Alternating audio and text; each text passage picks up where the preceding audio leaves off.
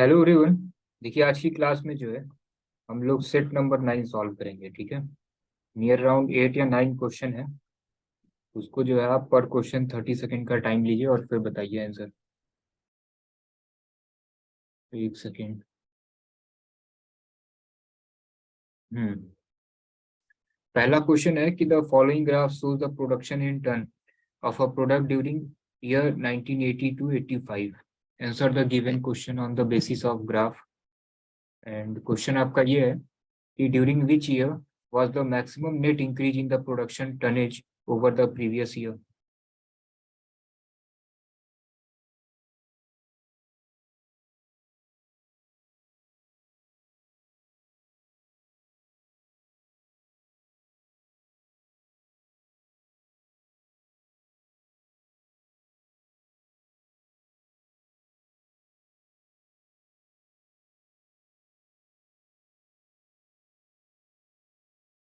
चलिए maximum answer आ गया है।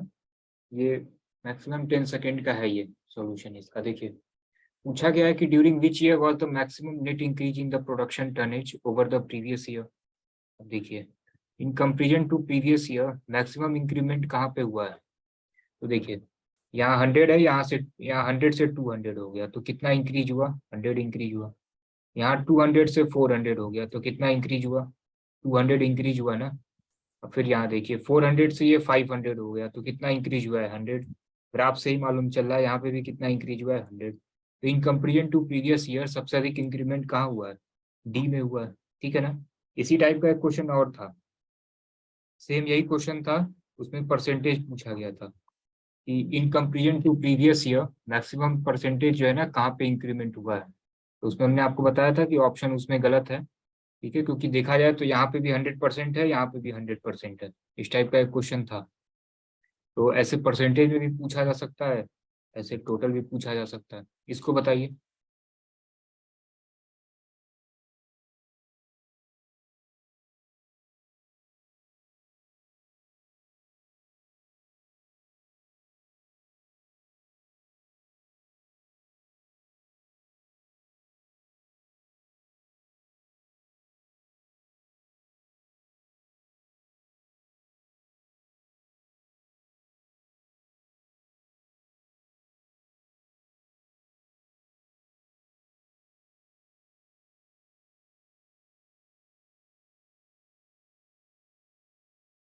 देखिए मैक्सिमम 5 सेकंड का था ये। देखिए क्या दिया गया है, 5 सेकंड मतलब 7 सेकंड, 2 से 3 सेकंड में क्वेश्चन पढ़िए। दिया गया है कि the average household expenditure in the four, ये metro Delhi Mumbai Kolkata and Chennai city is shown in the graph. Find the ratio of highest average household expenditure and the lowest average household expenditure. तो आप ये बताइए कि सबसे highest कहाँ पे है कोलकाता में, कितना है ये जितना भी हो। और ये इसका कितना है, ये सबसे मिनिमम किसका है, मुंबई का है। तो आप ये बताइए ये सारे जीरो क्या हुए, कट गए ना। ठीक है, तो कितना रेशियो हुआ, 12:11। सिंपल। ठीक है, इसको बताइए।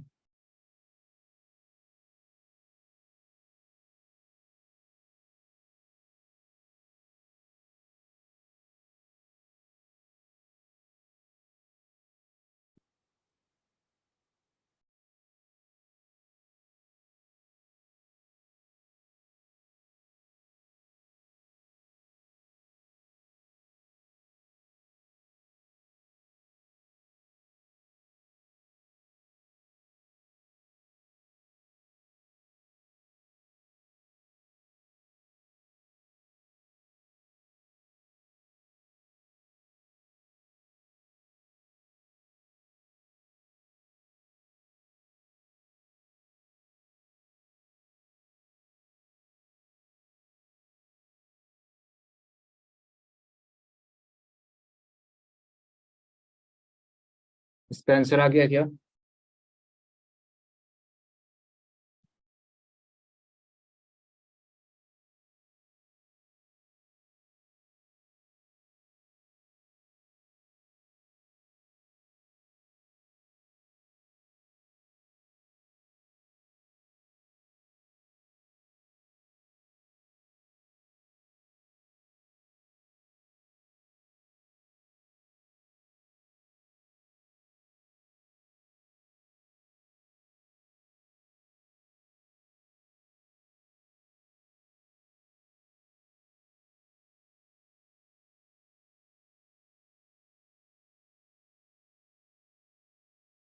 चलिए इसको देखते हैं। दिया गया है कि the given chart shows the interest rate offered by two banks A and B on the deposit over a period of 5 years. ठीक है।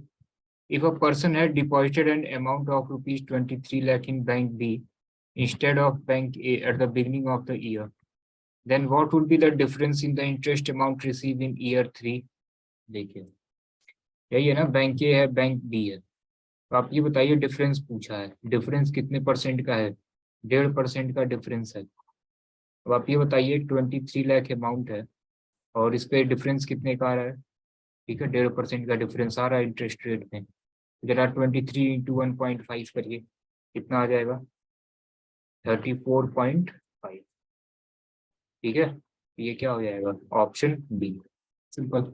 इसका ये थोड़ी करने की जरूरत है कि आप 23 लाख का पहले 8.5% से रेट निकालिए, फिर 23 लाख का 10% निकालिए, फिर उनका डिफरेंस निकालिए। आप रेट में ही देख लीजिए कितने का डिफरेंस है, तो 1.5 का डिफरेंस है, 1.5 इंटू 23 करके देख लीजिए। ठीक है, 0 तो बाद में एडजस्ट होगा। सिंपल था। चलिए इसको बताइए।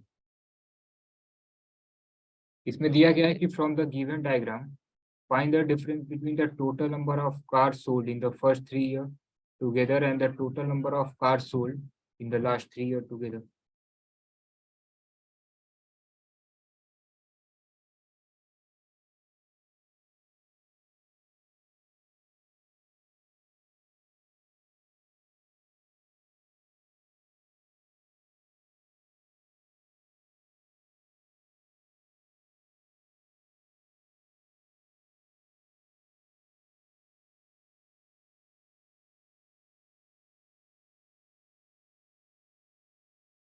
देखिए आसान सा क्वेश्चन है ये भी।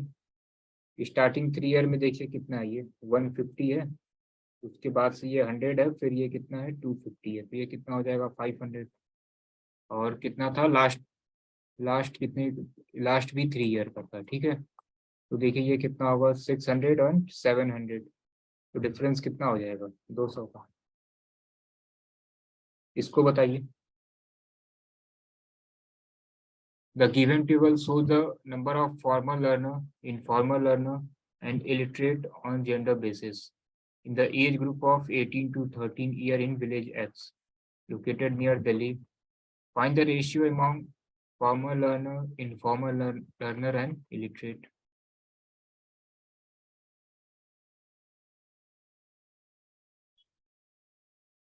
यहाँ illiterate होगा।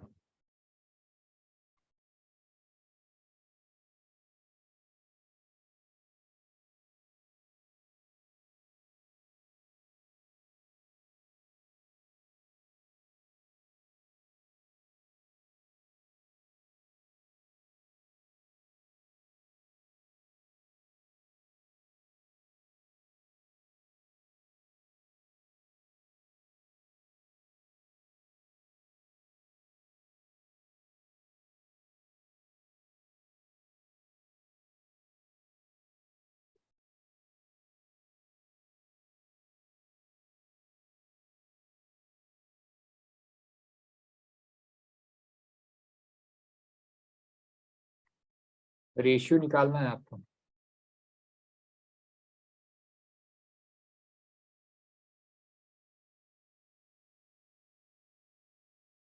चलिए संदीप यादव का सबसे पहले आंसर आया है, बहुत अच्छी बात है। और लोग बताइए।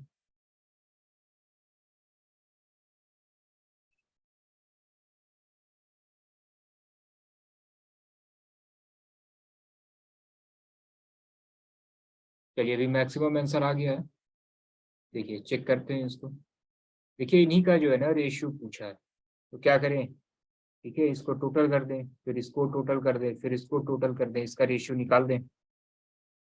अब देखिए इसको प्लस करके अगर रेशियो निकालेंगे ना तो थोड़ा सा टाइम टेकिंग हो जाएगा। तो जरा इसको देखिए 39 और 52, ये कितना हो जाएगा? 91 होगा। ठीक है, अब देखिए, अब फिर ये 65 है, 78 है। देखिए इस 91 को क्या लिख सकते हैं, 13 इंटू 7 लिख सकते हैं। 13 इंटू 7 91 हो गया। इस 91 की जगह 13 इंटू 7 लिख दिया। अब आप ये बताइए 65 और 78 ये 13 से डिवाइड हो जाएगा कि नहीं? तो यहाँ लिख लिया 13 और 13 5 जाए, यहाँ 5 लिख लिया और यहाँ 6 लिख लिया। सही है कि नहीं? देखिएगा यहाँ 13 है, 5 प्लस 6 है, तो ये जब मल्टीप्लाई होगा तो क्या होगा? 13 इंटू 5 65, और ये क्या होगा? 13 इंटू 6 78। ठीक है, तो इसी को ऐसे लिख लिया 13 5 6। अब आखिरी वाला देखिए, ये 143 है, 143 और 169 ये दोनों भी 13 से डिवाइड हो जाएंगे, तो यहाँ 13 लिखा। अब ये बताइए ये 143 कितनी बार में जाएगा? 11 बार में। ठीक है ना? और फिर ये कितनी बार में जाएगा? 169 13 बार में। निकालिए जरा, ये देखिए 13 13 क्या हुआ? कॉमन ले लीजिए, 13 13 13 हर जगह से कैंसिल। यहाँ कितना बचा? 7 6 5 11। देखिए 7 11 का ही है एक साथ, ऑप्शन सी। आखिरी वाला भी चेक कर लीजिए, 11 और 13 कितना हो जाएगा? 24। पूरा आपको ऐड करने की जरूरत नहीं पड़ेगी, ऐसे भी कर सकते हैं आप। ऑप्शन सी सही था। भाई किसी को कोई डाउट है? प्लस करके करेंगे ना तो 30 40 सेकेंड का टाइम और अधिक लग जाएगा। चलिए नेक्स्ट क्वेश्चन देखा जाए। इसको बताइए, observe the graph carefully and answer the question given below. The graph shows the number of male and female employee in 4 different company। Question क्या है? In which company the difference between the number of male and female employees maximum?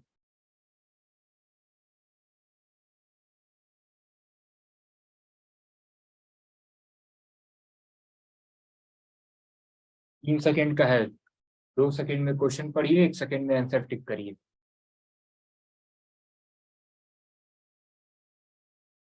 ठीक है ना? Maximum difference कहाँ पे है? तो आप ये ग्राफ देखिए, ग्राफ में सबसे अधिक गैप आपको कहाँ शो हो रहा है? डी में। ठीक है ना? इसको बताइए, look at the table carefully and answer the question given below। ठीक है, the table shows the percentage of student who passed in class 10th in 5 government school in Delhi based on gender। Question क्या है कि what is the ratio of pass percentage of boys of school B to that of pass percentage of boys of school C। Simple है, बताइए इसको।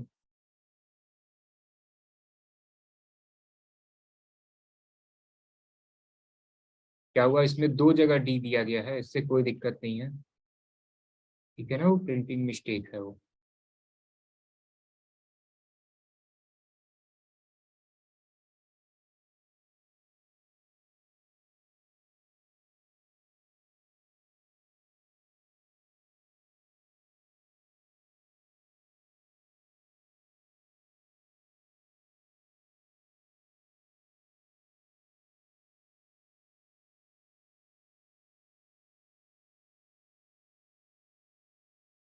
देखिए आसान सा question है ये।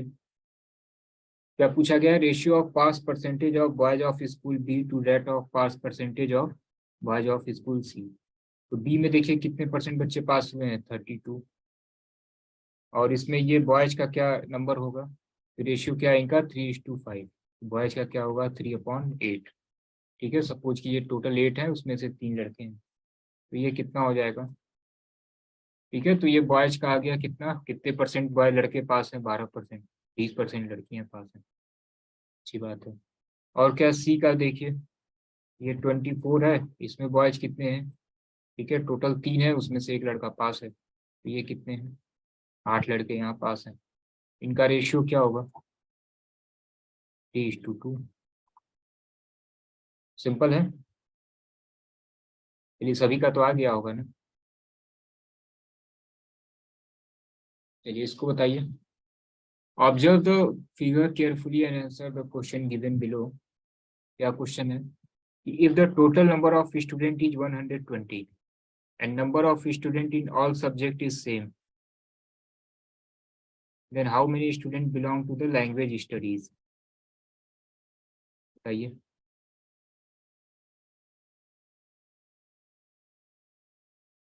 आसान सा क्वेश्चन है ये।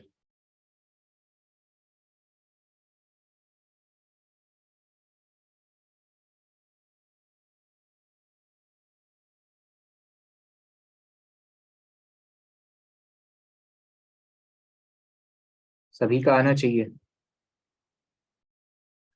फिर ये मैक्सिमम आंसर जो है 48 आ रहा है, एक दो आंसर जो है ना 24 आ रहा है। चलिए देखते हैं इसको। देखिए टोटल कितने हैं, 120 है ना, ठीक है। एंड कहा गया है कि and the number of student in all subject is same, सभी में जो है ना सेम है। तो जब सभी में सेम है तो 1:1 मान, सभी में मान लेते हैं 1:1:1, ठीक है। तो सबका क्या होगा, रेशियो सेम ही होगा।